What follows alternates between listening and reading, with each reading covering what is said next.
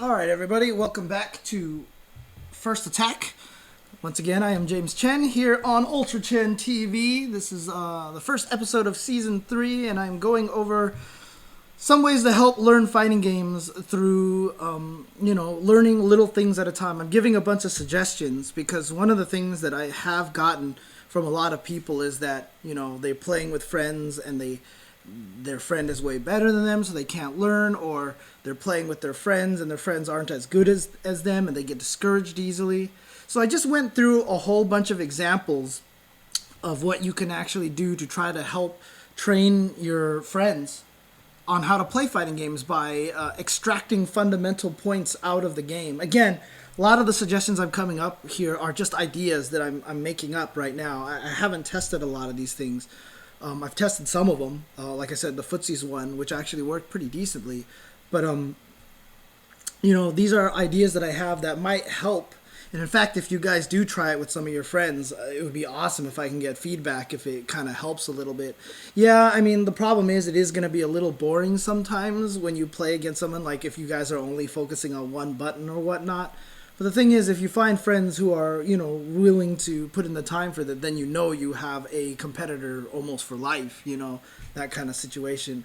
A lot of times when players just don't even want to put in the effort, you can tell that no matter what you do, you can't teach them the game, right? There are just certain people that are just going to be like that, and, it's unfortunate because fighting games are fun and everybody should play them, but, a lot of people just don't have the patience for it a lot of the time. So, but yeah, I went over ideas on what happens when you have two people who are willing to play and there's a skill gap between them. However, a lot of people who I talk to say that they have nobody to play, that there's not a single person around them to play, so all they can do is play online. Now obviously if you're going to go play online, you're not going to be able to get somebody online to just sit there and play weird mini games with you like that, right? It's just not going to happen. And if you sit there and play a defensive game where all you do is block and never attack, then your opponent's just going to think you're being a jerk, or you're trolling them, or you're just trying to, do something stupid, and they'll probably pull on you or something like that, right? So unfortunately, it's not going to work that well when you're playing online if you're trying to learn fundamentals and focus on certain things. So what you want to do then is figure out ways to focus on fundamentals and still play the game at the same time.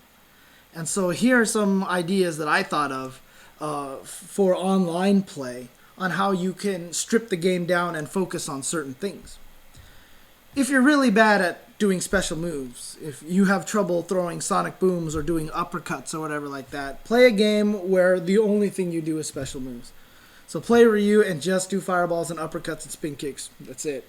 It's all you do. Just Hadouken, uppercut, Hadouken, uppercut. You may get predictable after a while. And, go ahead and throw in a fireball fake here and there.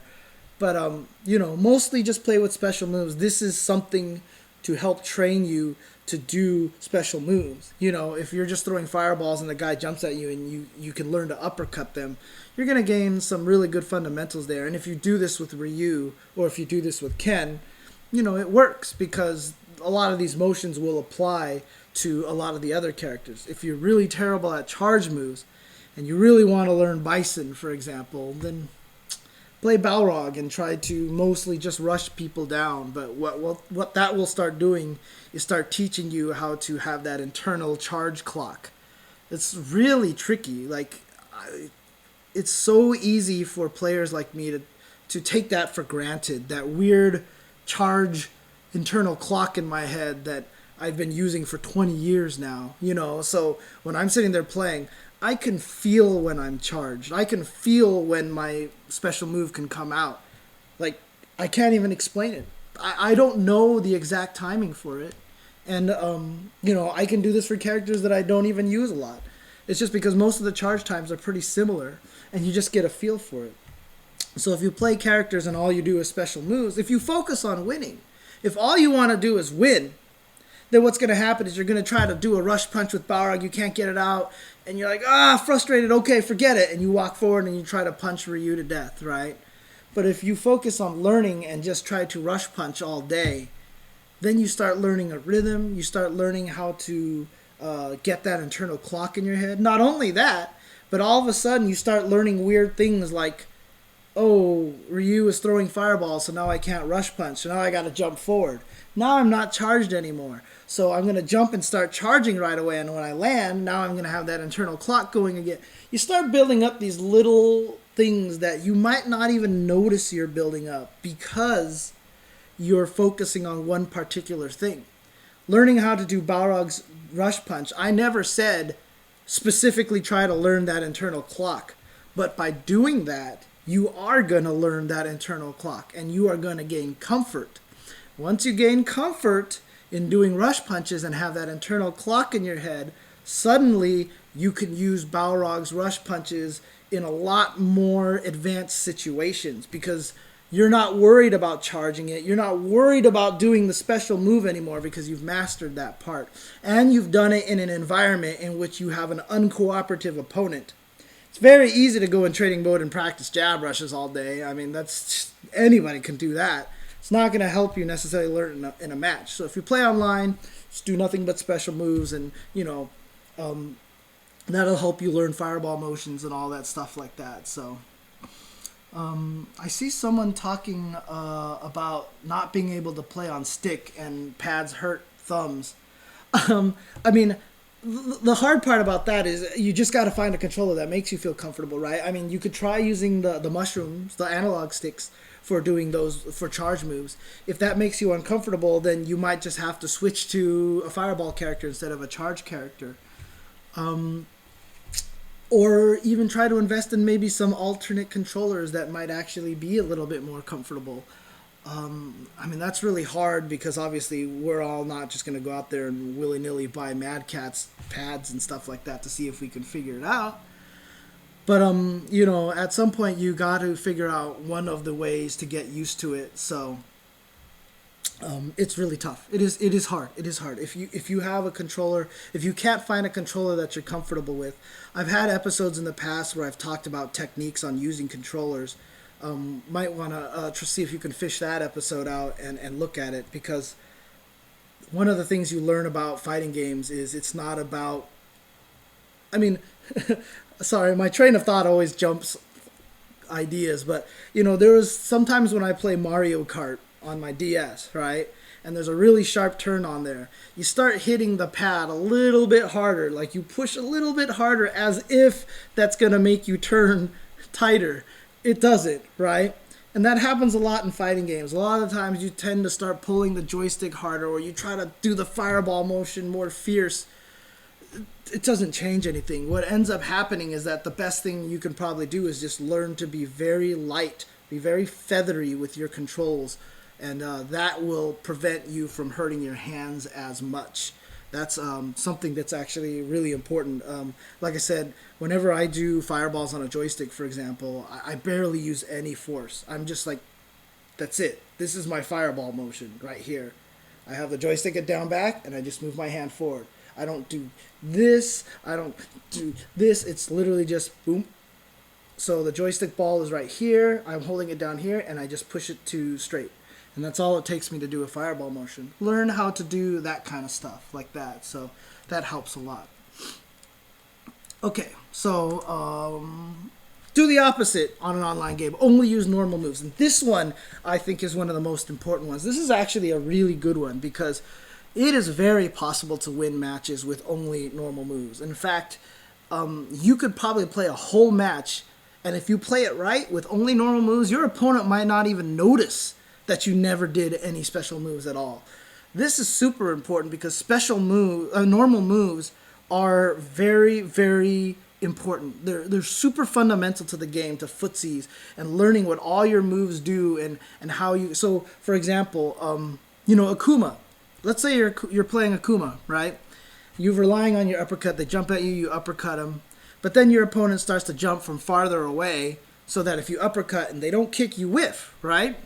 If you play this game where you only use normal moves, you might start discovering interesting things. One of the things you see a lot of top players do with Akuma is they start using far standing fierce as an anti-air. Because what they realize is that it's a really far-reaching move, and at those ranges at where your opponent jumps at you, so that your uppercut will whiff, you'll actually punch him out of the air. You might not ever learn that if you have an over-reliance on an uppercut. So when the opponent jumps at you and they're not in the range for the uppercut, you're like, I can't uppercut him, I just have to let him land. But if you only play with normal moves, you can't rely on the uppercut, so you start experimenting with buttons and such, and you start figuring out how to defeat people who jump at you with maybe a normal move instead. Like Cammy, for example, that close fierce, the one that hits above her head. So good as an anti-air, stops people right above your head, you know? That's a great example of things that you might discover. Again, it helps you learn a lot of fundamentals.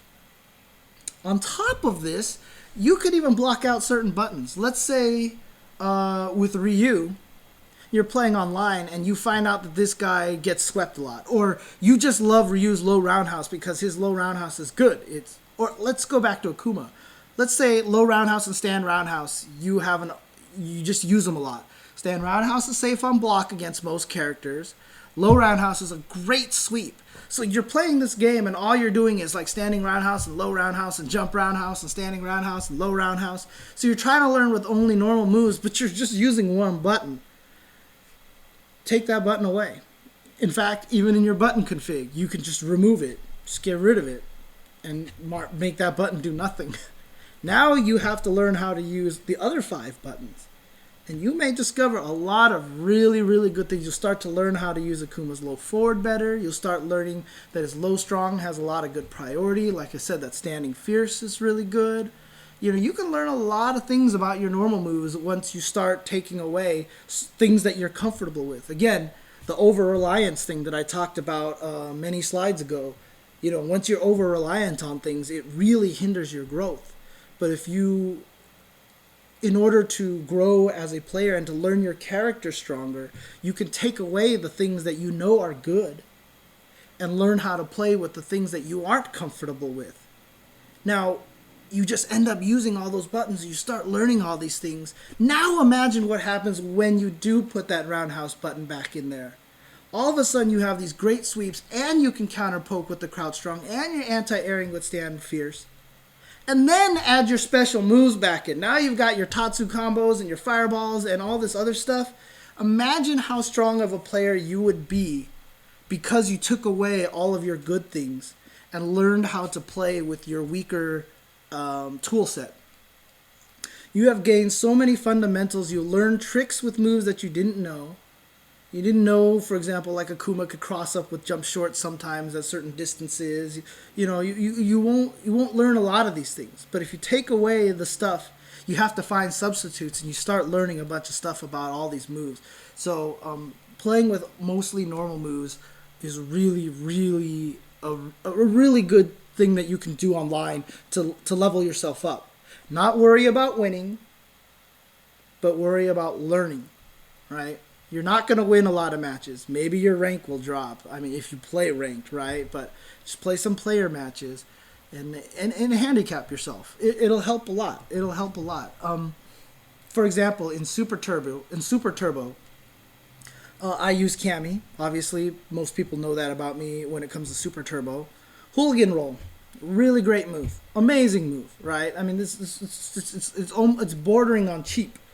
But the problem is, if you abuse it, it's not good, because then opponents start recognizing it and always get ready for it. They're always ready for it. So I've actually told, you know, prospective Cammy players in Super Turbo, play the game, learn how to play without hooligan roll. Learn how to win without the hooligan roll. Because then, when you play without it, your opponent forgets that it exists, and it's always there for you in that one moment where you know your opponent's not thinking about it again. If you rely on that move too much, your Cammy game is weak, and you will lose all the time because this one great move that you've used too much is no longer effective. However, if I learn to win without it, and I can fight and keep a close match against somebody, now I can throw out the hooligan roll in an unexpected moment and get that emergency win that I need at the end of a round. So, okay. You could play a game where you never jump at the opponent. So play against a Ryu or a Guile. So they Sonic Boom Fireball, you focus through it. You use special moves to go through it. Or maybe you never jump forward. Maybe your game is limited to neutral jump. or you're playing against a Fei Long and you just don't ever want to jump at him. So you just take jump out of your game. For one thing, jumping is bad in Street Fighter, right? You don't want to jump a lot. So it's hard. Jumping at an opponent is a whole nother area to focus on, right? But if you learn how to play a game, so let's say you are playing against a Cammy, and you're sitting there fighting against her, and she's owning you up on the ground game. So you jump at her and she uppercuts you, and then you jump at her and she uppercuts you, and you jump at her and she uppercuts you. Now you're just like, I don't know what to do. I can't win this game because I can't jump at her, and she's owning me on the ground, right? Here's the thing. If you take away your jump, your only choice now is to fight the Cammy on the ground. You have to learn how to fight that Cammy on the ground. So now you have to learn footsie fundamental even stronger. You got to learn the whiff punish properly. You got to learn distance, because you can't rely on this jump, which might not even work in the first place. So now you have to learn the stronger footsie game, because if you're jumping over Cammy and she's uppercutting you every single time, that means you're not jumping at very good points, which means you're not engaging the Cammy player in footsies very well. The way you get jump-ins on characters with uppercut is you engage them in footsies so that when you jump at them, they're caught by surprise and they're in a moment of discomfort. Remember, I talked about discomfort and fear, that they can't uppercut in that precise moment. They will be scared to uppercut because they're scared to mess up, or their natural human instincts just make them block instead. So the only way you're going to get to that point where you could jump at them is if you can actually compete with them in footsies. So take away your jump. Learn how to play on the ground, for example. So those are some examples right there of ways you can focus on small things on online games. It's entirely possible. Like I said, you're not going to get an opponent to cooperate with weird games where nobody attacks or somebody doesn't attack or do weird things like that. So obviously that's not going to work very well. So next thing I'm going to get into now, when I talked about the two-player games earlier, the two-player mini-games, I talked about if there was one person who was much better than the other. What if you're two fans of streams, you watch Team Spooky all the time, you watch Evo every year, and you both suck at fighting games, right? You're both not very good, and you're your only friends who are willing to play. So you both start to play the game. How do you learn the game? Obviously, a lot of those games that I talked about where one guy attacks, the other guy defends, it only works if one guy is much better than the other, because it makes it so that, you know, the defender has to work harder or the attacker has to work harder. If you're both not very good, it's not really going to do much. So yeah, what are you going to do if you both are bad at the game? I can't emphasize this enough. Communication. You guys got to talk. You will start picking up patterns against each other. You will start figuring things out. Like, for example, I always tell the story. I played one of my friends back in high school. Yeah, Street Fighter was out in high school when I was in high school. And every time I jumped backwards, he thought I was going to throw a fireball. He was just so accustomed to people jumping backwards and throwing fireballs that every time I jumped backwards, he would jump at me. And so I would uppercut him out of the air. I would just jump backwards, wait for him to jump, and I'd uppercut him out of the air. And then eventually I was like, you do realize you jump at me every single time I jump backwards, right? And he's like, no, I don't. I'm like, yes, you do. And so the next time I jumped backwards, right when I landed, I yelled, jump. I was like, jump! And he walked forward and jumped. And he was like, oh, shit! Like, like he just couldn't help it. I said it before he jumped, and he still jumped. And, this is what I mean about communication. Start pointing things out to each other that they're doing wrong. You guys are going to be trying to learn this fighting games. Talk to each other. And then as you guys are playing, be willing to experiment. You know, when you're playing something, and let's say you're playing against your friend, and he starts discovering something like he just sweeps you a bunch of times. And you're like, I don't know what to do. I don't know how to be... Okay, let's say he uses Sakura, and he just hits stand roundhouse all the time. And you playing your game, and you can't beat the stand roundhouse. There's nothing you can do. And then you jump, and he low fierces you, and he's just dominating you. Go ahead, stop, go to training mode, and have the second player use Sakura, and help your friend figure out how to beat your stand roundhouse. Experiment, study, figure it out. In fact, playing in training mode with no life, with no possibility of dying, is actually really, really useful if you guys just play each other that way. Because now you guys aren't worried about dying. You guys are just worrying about landing hits and trying to like hit each other and learning fundamentals of the game. Obviously, if you take out the threat of dying, it takes away a lot of the game. So I don't recommend doing this all the time. But man, let me just say, online training mode, Ultra Street Fighter 4, oh, it's gonna be so good. It's gonna be so good. Like, it's gonna help a lot. People are gonna be able to teach other people very well with that situation. I think that's a great addition to the game. But you know, while you guys are playing, if something starts to seem cheap, go to training mode, test it out, experiment, help your friends beat you. That's the one thing that you have to do. You guys have to swallow the pride if you're both not very good and level each other up. You will always find that a lot of situations, great players come from this relationship, that they always kind of do this, right? So, for example, Shady K at FGTV, he learned Moradun specifically to help F-Champ learn how to fight that team. And it's not going to help if Shady K learns this team and just blows up F-Champ and is like, haha, you can't beat this team. You know, he's learning it so that he can find out where the holes are, where the weaknesses are, and then he will teach F-Champ. He'll be like, hey, here's the hole. You should attack here. Here's a strategy. And you communicate, right? So it works even at the highest levels as well. But usually when two people are of equal level, just communicate, communicate, communicate. Another thing you guys can do is just practice movement, because that's one of the hardest things to learn. Every time you see beginners play, one of the things they lack the most is movement. They just stay in one place, hold down back, and mash roundhouse, and then you see Ryu spinning around like a little helicopter on the ground doing sweeps all day, and nothing ever happens, right? So I always talk about playing this game of tag, where basically one player runs around and the other person just chases them, right? So if he walks backwards, you follow. If he dash backs, you dash forward. He jumps over you, you jump over this way. You know, if he crouches, you crouch. You know, just kind of like playing this little mimic game and stuff like that. Because what it does is kind of teaches you the spacing and how to chase opponents and how to keep a specific distance from them and such. You know, so you guys can just do that for a little bit. Just go in training mode and jump around a little bit and just kind of try to have one guy lead, have the other guy follow. So the guy leading starts trying to get crafty with their movement, and the guy following has to learn how to chase them. So you're both learning movement at the same time. So it's a little interesting setup there. So movement, movement, movement. And I talked about this last year. One of the important things about Street Fighter is movement is so important. And a lot of times people just like to hit buttons. And Street Fighter a lot of times is about not hitting buttons. So if you guys force each other to play in a situation where neither of you are hitting buttons, you can learn a lot of things. You can learn about how to move your character around.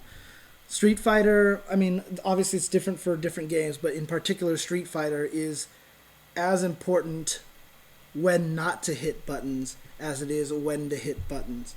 There has to be an efficiency in your button presses. When you watch top players play, no button press is a wasted button press. Every time they're hitting buttons, they have a specific goal when they hit that button. That's how crazy it gets. And so you have to kind of learn that. So if you learn movement and not hitting buttons, that's a very valuable way to learn not to feel like all you have to do is mash buttons all the time. So